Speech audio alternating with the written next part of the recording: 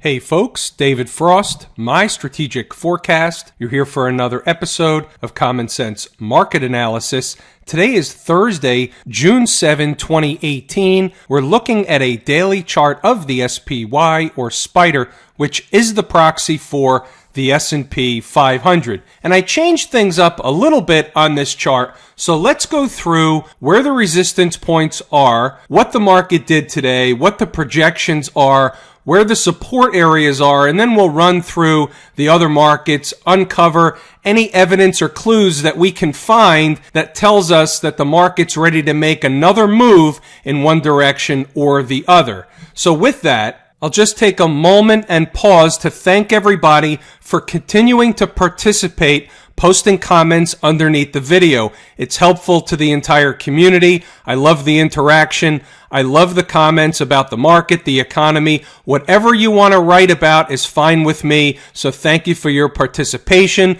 Again, thank you for liking the videos, and also thank you for sharing the videos with those people you think can benefit from this information. Please continue to do so. We're all paying it forward just a little bit. So what do we have today? We had basically a flat day. I think the Spider or the SPY finished down officially 3 pennies from where it closed yesterday. Yesterday we closed at 277.40. Today we closed at 277.37. So that's a non-event. It's basically a flat day. Now, what do we have on the upside? So I've moved this around a little bit. First, I had the next area of resistance at 278, basically where the resistance came in today. We came in slightly higher than that, but that was basically resistance. Then I moved it up to 279. Now I'm moving the goal one more time back down to 278.50. And the reason why I'm moving it around is because there's really a cluster for various different reasons of resistance areas in and around where the market is, or just slightly higher than where we are. So we're going to call it 278.50 to 280. There has to be a decent level of resistance up in this zone in between where you have the dotted lines. Now, I'm not suggesting you just all in all short the market in that zone. We're still doing what we always do. We're waiting for signs and signals of a trend change. We may not get one. We may just go sideways for a few days and then have another push higher. That'll change the entire picture of where the resistance really is. So we have to wait for a signal and a sign of a trend change, a high volume reversal day, an engulfing candle. We need something telling us that the characteristics of the market, or essentially the character of the market, is changing or is about to change or has just changed. That's the only way that I'm willing to take a short trade in this market. Keep in mind, we have very light volume in the markets each and every day. It'll likely stay that way throughout the summer months. And take it like this.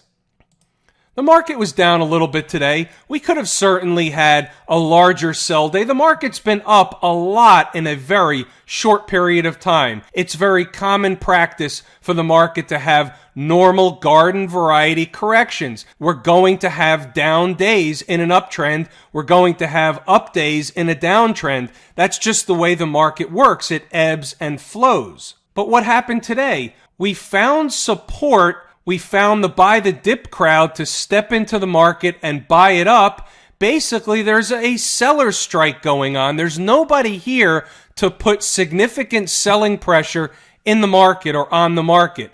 We had about 72 million shares traded today. That was more than yesterday, but it's still significantly less than the average daily volume, which, by the way, continues to decrease because it's an average 90-day volume. So as the volume gets lighter and lighter, the 90-day average gets lighter and lighter. It's weighted towards the near time or near-term market activity over the previous 90 days or 90 sessions. So here's what I'll say about where the market is right now. If we get up into this zone in between these dotted lines, give or take a little bit on either side, this should be a very, very strong level of resistance for the market. I am looking for a signal or sign of a trend change at that point in time. It's unlikely that the market, just from where we are now, continues to just power up and power through or walk through the $280 level. It's unlikely that happens. Anything is possible. We know that across the markets. It's just an unlikely scenario. It's got low probabilities attached to it. That's what I'm saying. Now, if we go sideways for a few days, that will be the market's way of telling us it's building energy, accumulating energy for another boost higher. But we don't have that right now. All we have is a flat day in the market. We're coming up into an area of very good resistance. Now, let's look down. Let's look at the other side of the coin. So we have a couple of important levels that are significant to this market. The first one we're going to look at is the level that we originally had at 275.45. Call it 275.50, 275.55, somewhere in that neighborhood is the area where on a weekly close, so now I'm fast forwarding to tomorrow, I'm fast forwarding to Friday's close. We have to close above this level in order to keep the bullish tone on the market. Closing below a weekly close, below 275.45 is going to be a negative for the market. Now, if we close at 275.44, is that enough? Not really. It's more than a few pennies. I'm using it as a line in the sand. If we close kind of on that number, we're going to have to just call it neutral and move on into next week. But closing comfortably above this level keeps the market bullish. Comfortably below this level turns the market bearish. So keep that number in mind, 275.45. There are other levels that are important to the market. There's a gap fill right down here. That officially comes in at 273.60. That'll be important to the market on the downside. That also happens to coincide with roughly where the 20-period moving average may be at the point in time a market may be coming back to test an area like that. I'm not saying we will. At some point in the future, we will. I'm just saying if we turn down, for example, on Friday or into next week, I'm giving you the levels that are extremely important that should provide at a bare minimum of intraday support good enough for a tradable bounce. For example, intraday, if the market were to come into the 275.50, 275.45 level, and a trader was looking to get long at that point, and the market began breaking below that, where's your safety net? Well, your safety net is the low of the green up candle, which happens to be 275.09. That's your breakup candle. Markets will eventually like to come back and test former breakout and former breakdown areas. That will be considered a former breakout area. It's very close to my number, which was there before that green candle showed up at 275.45. It's basically where we stopped the day before, the highs from the day before. That's an important level on the charts. We have to trade close hourly, close daily above that level in order to maintain bullishness in this market. My point is, on the downside, that even if intraday on a short-term basis we broke down below 275.5 and we went down to 275, you should find a level of support in that area in between 275 and 275.50. So getting significantly below 275 for any length of time would be troubling for the market and likely bring lower prices and likely tell a tale that we're likely going to start closing hourly below 275.45. If we did that, it's bearish for the market. So there's somewhat of your bookends on the upside and the downside. What I'm looking for, what's in my mind, which as we know is a dangerous place to be. And that'll basically take care of the short term. As long as we stay above up in this area, even if we consolidate for a while, we can push higher. If we push higher right away, I would expect to stall out in this zone. If we consolidate, then all bets are off and we can push higher than in between the dotted lines. So there you have it. And by the way, before we move on, even if we pull back, let's say we do take a pause up here, another dollar higher, or somewhere in that neighborhood from where we are now. Couple of comments on that. Number one is, I mentioned before, we're up a large amount in a very short period of time. We can certainly go higher. Markets can always go a lot higher and a lot lower than people anticipate or think they can. But under normal conditions, the odds favor, the probabilities favor that we're going to have to at least take a pause, pull back, consolidate. Markets will have a couple of down days. That's normal, common market behavior. Markets go up, markets go down. Human nature is that because something has just happened in the short term, we're conditioned for one reason or another to think internally that that short-term trend is going to continue. And the higher the market goes, the more bullish the media gets, and the higher we think it's going to go right before it turns around. And it always turns around. It's just a matter of at what price and when. But the reason why markets go up and markets go down, they find support, they find resistance, it's the same thing that we experience. For example, if you went out to take a run, depending on how far you went or how fast you went or a combination of both, you'd only be able to get so far before having to take a rest. The market is no different. And what we're doing here at this particular juncture is trying to figure out where the highest probability price level or the highest probability area is that the market will take a rest and at least consolidate for a while or correct for a while. The IWM was down a little bit today, about 1/3 of 1%, but we do not have a reversal day. All we have is a day where the IWM is down about 60 cents. We're not going to read anything more into that. We're going to look at it like this, just like we discussed in the spiders a minute ago.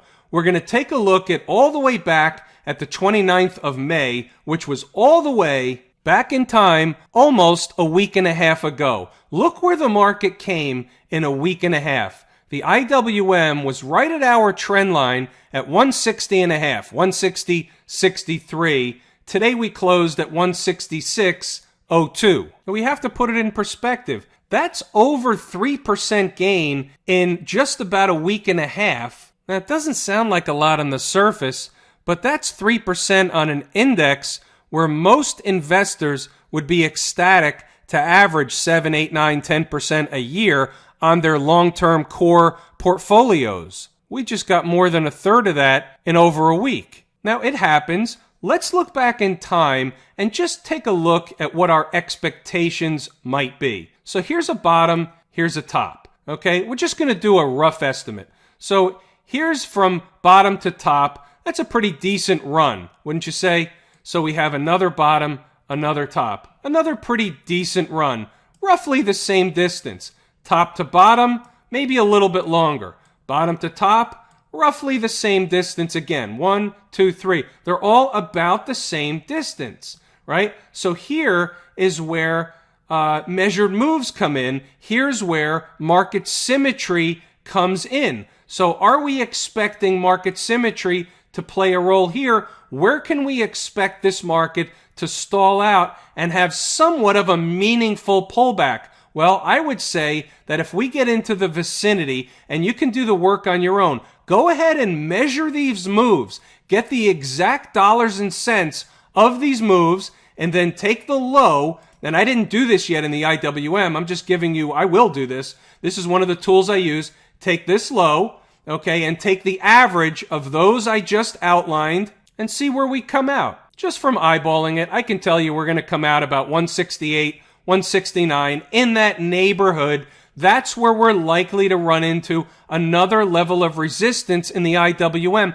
just based on market symmetry, not based on other technical factors. See, the difference between what I just did using the concept of market symmetry and using common sense. This is where common sense market analysis comes in. I'm just using common sense that says if the market from bottom to top, short-term bottom to short-term top, kind of goes about the same distance over and over and over again. Nothing's perfect. It's not going to work 100% of the time, but generally speaking, you can see, and I can build a case that there's more. If we just go back in time and we look at the IWM or any other chart, you're going to see this repeat a lot of the time. Now, there will be a point in time where those particular measurements aren't as relevant, but they're relevant right now, and they will be relevant until they're not. So you use something that works until it stops working. But the difference is I like to train my students to think for themselves.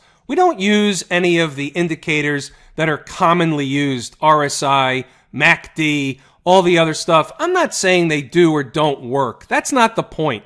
I don't use them because who's to say what parameters each indicator is set to is the correct set of parameters? One analyst may think it's one thing, another may think it's something else. Who's to say which one is right and which one is wrong? That's not even the most important thing. The most important thing is when you look at those indicators, they're backward looking, no matter what indicator it is. And I know I'm looking backward also. I'm looking backward in time to say, here's where the market symmetry is. And I'm a believer that history tends to repeat itself. It doesn't necessarily have to be a carbon copy, but as they say, history has a tendency to rhyme. So I train my students to look at the charts, and this goes across the entire course that I teach at Lazy E Mini Trader. Every module, every strategy, every tactic that's taught in the course is taught from a common sense perspective, something that we can prove that repeats over and over and over again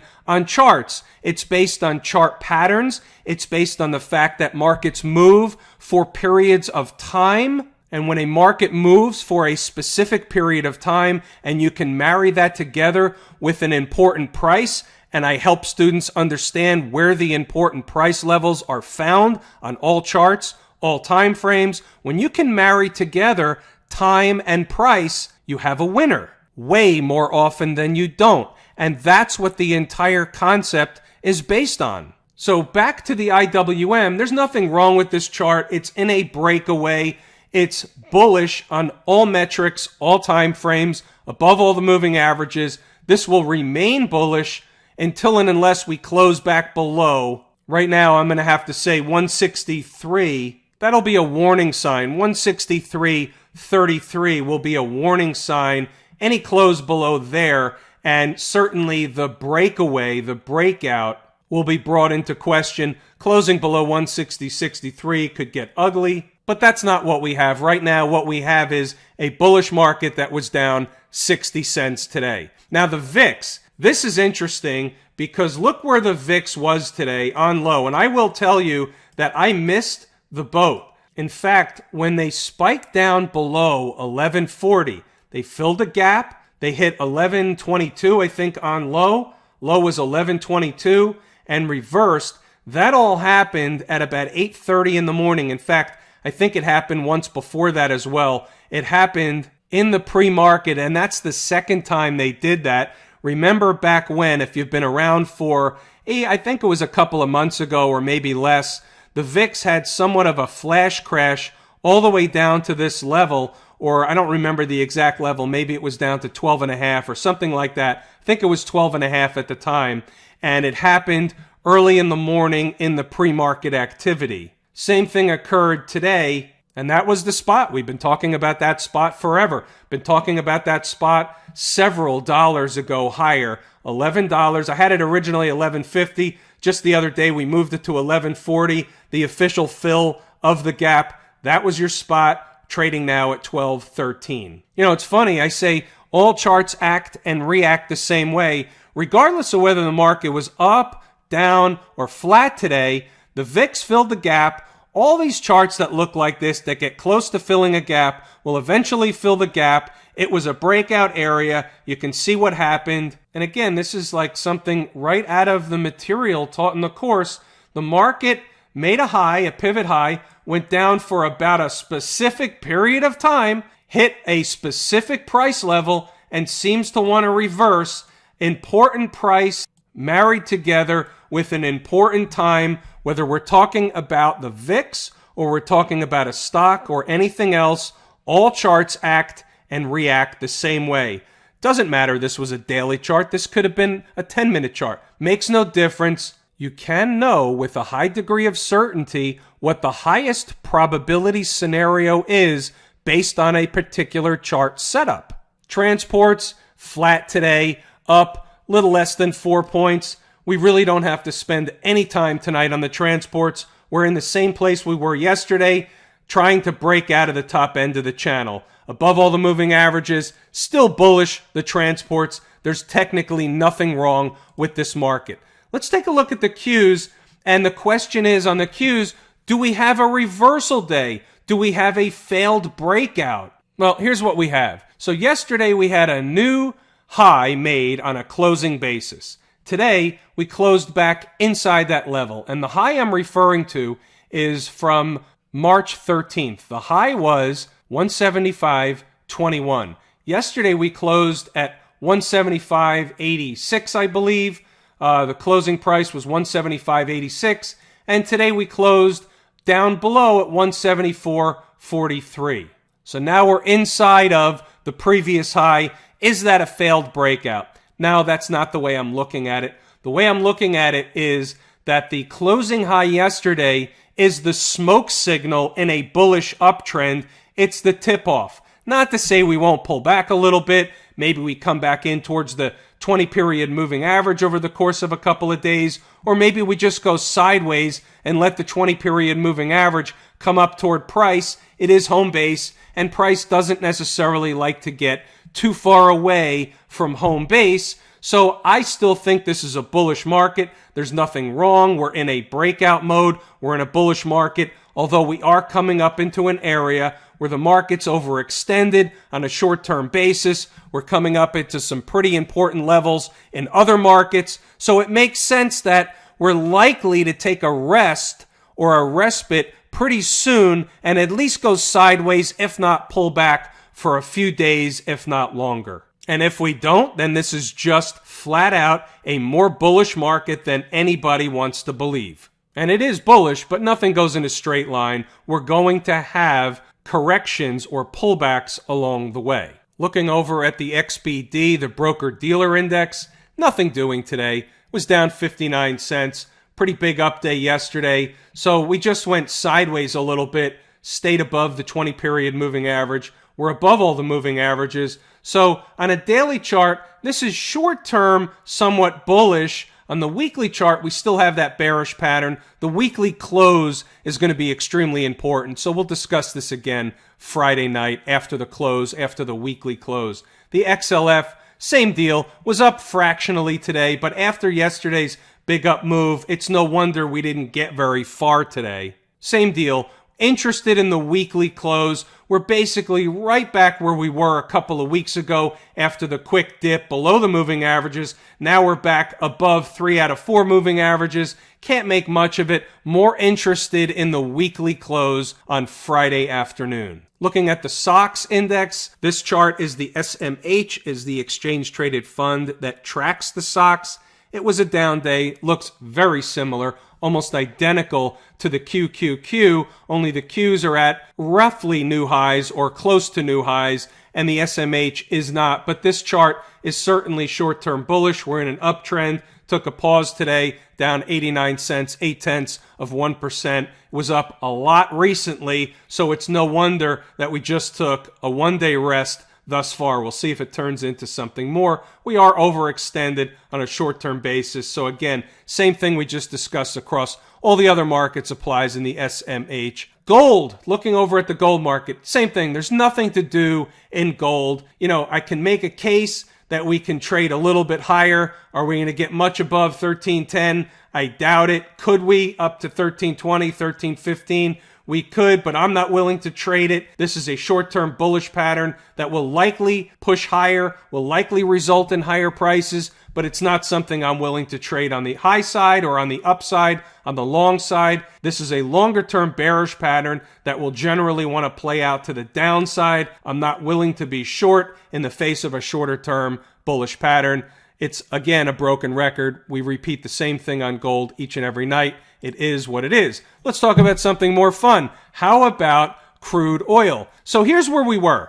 64.50 was going to be support for crude. If it didn't find support at 64.50, then I was comfortable saying that as long as you can tolerate a move down at 63.25, give or take a few cents on either side, either you're adding to a position there, you're waiting if you're more conservative for it to get down there, which it hasn't, or you just tolerate a move down after buying at 64.50, feeling that this general area is support and that this uptrend will be maintained, which I do believe. If we have some bullishness, if you will, left over in this market into Friday's session, look for a run up to somewhere in this neighborhood up here. We'll just call it the high 66s to $67 a barrel. That's really where the next major area of resistance will be found. Resistance, $67, give or take, 10 or 15 cents on either side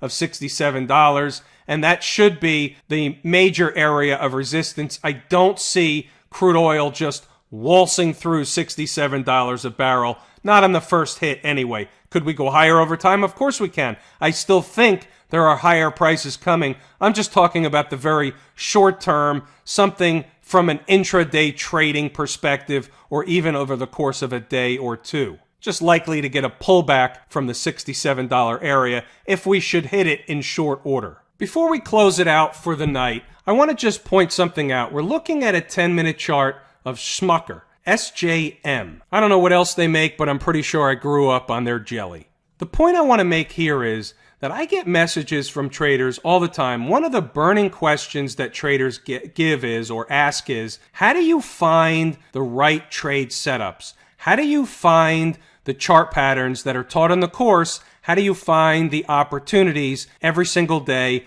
Where do I look? What do I do? And I just want to give you a snapshot. And here's an opportunity. And this is a chart pattern that was taken right from the material that's taught in the course. There are 3 reasons on this chart why this trade was an absolute stone cold buy at a specific level on this chart and pretty much worked out immediately. Now, I'm not going to necessarily point the trade out. Anybody that's taken the course knows exactly where, and their eye went right to the exact candle on the chart where that trade took place. But the reason I wanted to bring this up is because we're talking about how do you find the opportunities. And it's really simple, and it's not any more complex than this. I basically run through charts all day long. I don't do it all day, every day, but I'll spend 10 or 15, 20 minutes just running through charts. I can look through 50, 60, 70 charts in a pretty short period of time. Just a few minutes. I'm just clicking down a list of symbols, and what I have on my screen is various different time frames that I look at all at once. So I have, for example, 4 charts on a screen.